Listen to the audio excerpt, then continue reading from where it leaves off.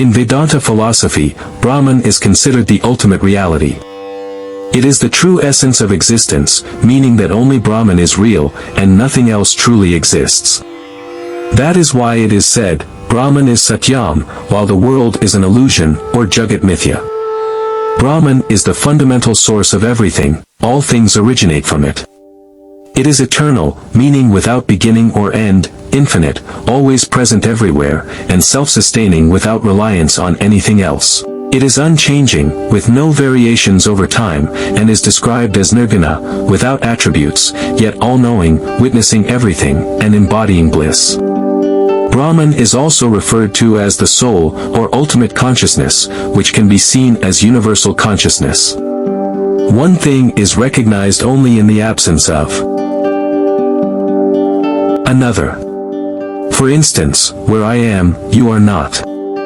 Where there is day, night is absent. Where there is the sun, the moon is not present. Similarly, where there is love, hatred does not exist, and where there is life, there is no death. However, Brahman is beyond time and space and thus is never absent. It is always present everywhere, and that is why only Brahman is true. Let us now try to understand what Maya is. Maya is the natural, inherent power of Brahman through which it expresses its infinite capabilities in a creative manner. It is Maya that creates the world, a world that is constantly changing. Since Maya is an inherent power of Brahman, it is also eternal and infinite, having no beginning and no end. It is both real and unreal, which is why it is often referred to as an illusion. It is real because it can be experienced, but unreal because it has no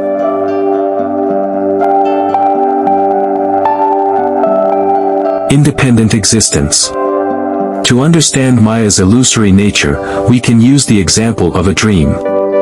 When we are dreaming, everything seems real, but upon waking, we realize it was all just imagination. In the same way, Maya, or the world, appears to be true but has no real existence.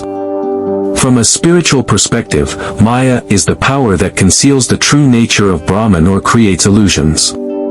It can be likened to a mirage in the desert of Europe, appearing like shimmering water from a distance, but when approached, it is found to be an illusion. Similarly, in our material experiences, Maya creates a mirage. It can deceive our perceptions, making material possessions or social success seem like sources of ultimate happiness, but in reality, they divert us from realizing our true nature and the unity of all existence. Maya is the empirical world a Euro, the world of experiences and perceptions. Now, lead a Euro-s understand the soul, or Atman a Euro, our true self. The soul is an integral part of Brahman and is not separate from it. However, due to avidya, ignorance, the soul forgets its true nature and identifies with the body, mind, and senses. This mistaken identification with the limited self is called ego, or the feeling of separateness. The soul can also be referred to as individual consciousness. When ignorance and ego are present, the soul forgets its true identity as Brahman and remains trapped in Maya, mistaking the world for reality. This state is called bondage. In this bondage, the soul experiences temporary happiness, but lasting bliss is unattainable. Just as a caged parrot cannot experience the same joy as a bird flying in the open sky, true happiness for the soul comes only from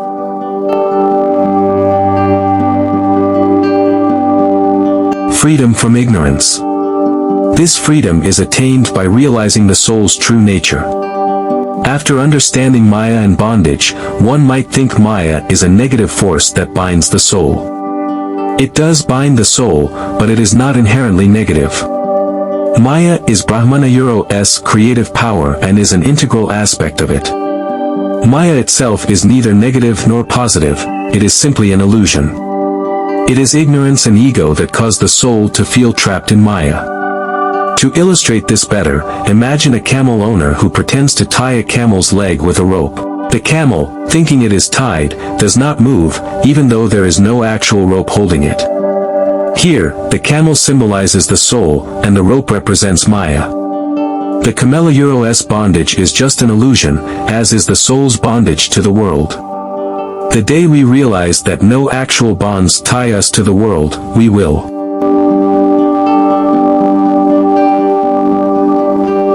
see that we were always free.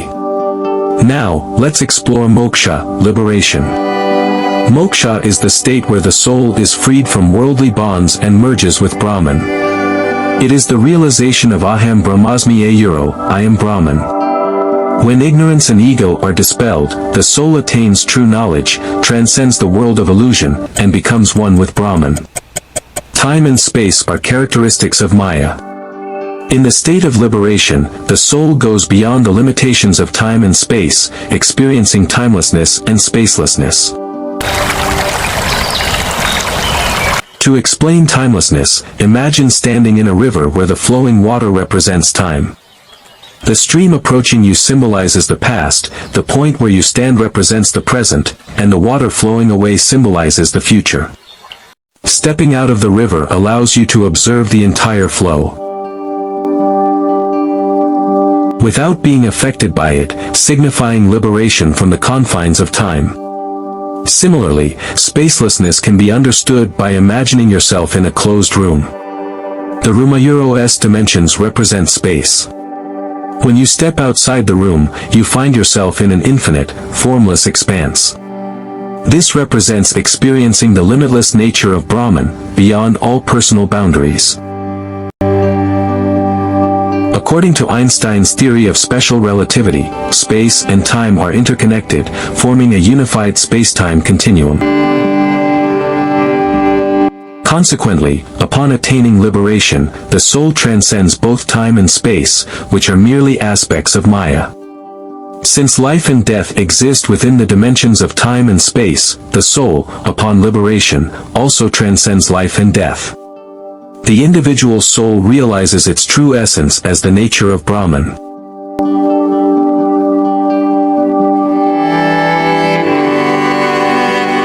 And merges with it. Let us recap what we learned today. We understood that Brahman is the only ultimate truth, while Maya, although an expression of Brahmana's power, is an illusion. The individual soul, being a part of Brahman, becomes trapped in the illusion of Maya due to ignorance and ego, forgetting its true Brahman nature. By removing ignorance, the soul recognizes its Brahman identity and becomes free from the bonds of Maya. This state of ultimate knowledge and freedom is called moksha, which is the true aim of our life to realize our identity with Brahman.